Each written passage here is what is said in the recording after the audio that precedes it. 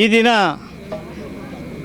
ರಾಮನಗರ ಜಿಲ್ಲೆ ಭದ್ರಾಪುರ ಗ್ರಾಮ ಶಾಖೆ ಸೇರಿದಂತೆ 8 ಗ್ರಾಮ ಶಾಖೆಗಳು RPIB ಮತ್ತು ದಾಸಂಸ ಗ್ರಾಮ ಶಾಖೆಗಳನ್ನು ಉದ್ಘಾಟನೆ ಮಾಡೋದ್ರ ಮೂಲಕ ಬಾಬಾ ಸಾಹೇಬ್ ಅಂಬೇಡ್ಕರ್ ಅವರ ಜಯಂತಿ ಮತ್ತು ಸಂವಿಧಾನ ಮತ್ತು ಜಾಗೃತಿ ಆಂದೋಲನ ಕಾರ್ಯಕ್ರಮವನ್ನು ಹಳ್ಳಿಗಳಲ್ಲಿ ಗ್ರಾಮ ಮಟ್ಟದಲ್ಲಿ ಆರಂಭ ಮಾಡಿದ್ದೇವೆ. 2-3 ದಿನಗಳ ಹಿಂದೆ 10 ಕಡೆ ಗ್ರಾಮ ಶಾಖೆಯನ್ನು ಉದ್ಘಾಟನೆ ಮಾಡಿದ್ವಿ.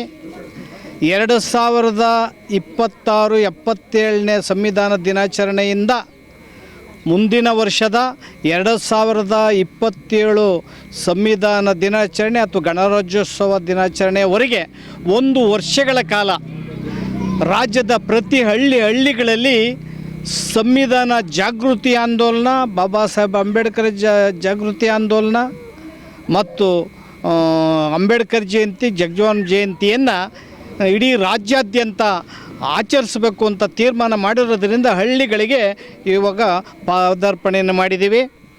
2028ರ ವಿಧಾನಸಭಾ ಚುನಾವಣೆಗೆ RPIBಯಿಂದ ಎಲ್ಲ ವಿಧಾನಸಭಾ ಕ್ಷೇತ್ರಗಳಲ್ಲಿ ಸ್ಪರ್ಧೆ ಮಾಡೋದ್ರ ಮೂಲಕ 2028ಕ್ಕೆ ಖಚಿತವಾಗಿ ವಿಧಾನಸೌಧದಲ್ಲಿ ಸರ್ಕಾರವನ್ನು ರಚನೆ ಮಾಡುವಂತಹ ನಿಶ್ಚಿತ ಕೆಲಸವನ್ನು ದಲಿತ ಸಂಘರ್ಷ ಸಮಿತಿ ಮತ್ತು RPIB ಮತ್ತು ಬೆಂಬಲಿತ ಅನೇಕ ಸಂಘಟನೆಗಳು ನಾವು ಶಪಥವನ್ನು ಮಾಡಿ ಇವತ್ತು ಇಡೀ ದೇಶದಲ್ಲಿ, ಇಡೀ ರಾಜ್ಯದಲ್ಲಿ ಸರ್ಕಾರವನ್ನು ರಚನೆ ಮಾಡಬೇಕು.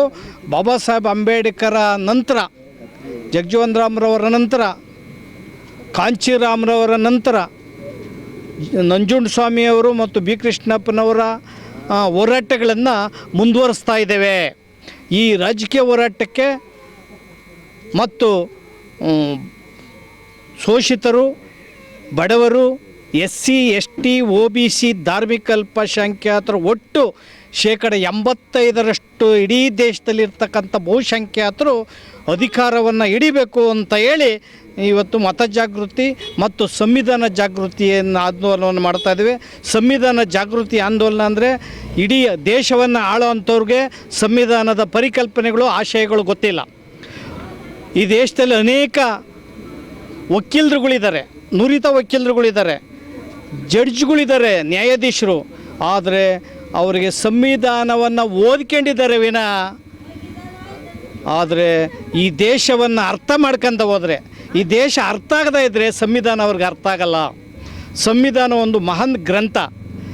ಆದರೆ ಈ ದೇಶದಲ್ಲಿ ಇರ್ತಕ್ಕಂಥ ಬಡತನ, ಅಸ್ಪೃಶ್ಯತೆ, ಹಸಿವು, ಅನಕ್ಷರತೆ, ಲಿಂಗಭೇದ, ಜಾತಿ ಭೇದ ಎಲ್ಲನೂ ಕೂಡ ಅರ್ಥ ಮಾಡ್ಕೊಳ್ಳೋದ್ರ ಮೂಲಕ ಈ ದೇಶಕ್ಕೆ ಎಂಥ ಆಡಳಿತವನ್ನು ಕೊಡಬೇಕು, ಈ ದೇಶವನ್ನು ಮೇಲ್ಕೆತ್ತಬೇಕು ಅನ್ನೋದನ್ನು ಅರ್ಥ ಮಾಡ್ಕೋಬೇಕಾಗಿದೆ. ಬಡವರು, ಪರಿಷತ್, SC ST OBC ಧಾರ್ಮಿಕ ಅಲ್ಪಸಂಖ್ಯಾತರು ಕ್ಷುಲ್ಲಕ ಕಾರಣಕ್ಕೋಸ್ಕರ ಜಗಳಗಳು ಮಾಡ್ಕೊತ ಇದ್ದೀರಿ.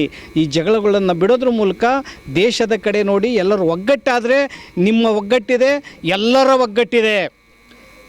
ಬಡವರು, ಹಿಂದುಳಿದವರು, ಧಾರ್ಮಿಕ ಅಲ್ಪಸಂಖ್ಯಾತರು, SC STಗಳು ಒಟ್ಟಾದರೆ ಇಡೀ ದೇಶವನ್ನು ಕಟ್ಟುವಂತಹ ಇವರ ದೇಶ ವಿಮೋಚನೆ, ಬಡವರ ವಿಮೋಚನೆ, ಬಡವರ ಒಗ್ಗಟ್ಟಿನಲ್ಲಿದೆ. ಆ ಕಾರಣದಿಂದ ನೀವು ಒಗ್ಗಟ್ಟಿನ ಮೂಲಕ ಈ ದೇಶವನ್ನು ಕಟ್ಟಬೇಕು ಮತ್ತು ಸಂವಿಧಾನದ ಪರಿಕಲ್ಪನೆಗಳನ್ನು ಅರ್ಥ ಮಾಡ್ಕೋಬೇಕು, ಆಳುವರ್ಗಳಿಗೆ ಅರ್ಥ ಮಾಡಿಸ್ಬೇಕು ಅಂತ ನಾನು ಈ ಸಂದರ್ಭದಲ್ಲಿ ಹೇಳೋದ್ರ ಮೂಲಕ ಸಂವಿಧಾನದ ಏನು ಪರಿಕಲ್ಪನೆ, ಆಶಯಗಳು ಜಾರಿಯೇ ಆಗಿಲ್ಲ. 2% ಜಾರಿಯಾಗಿಲ್ಲ.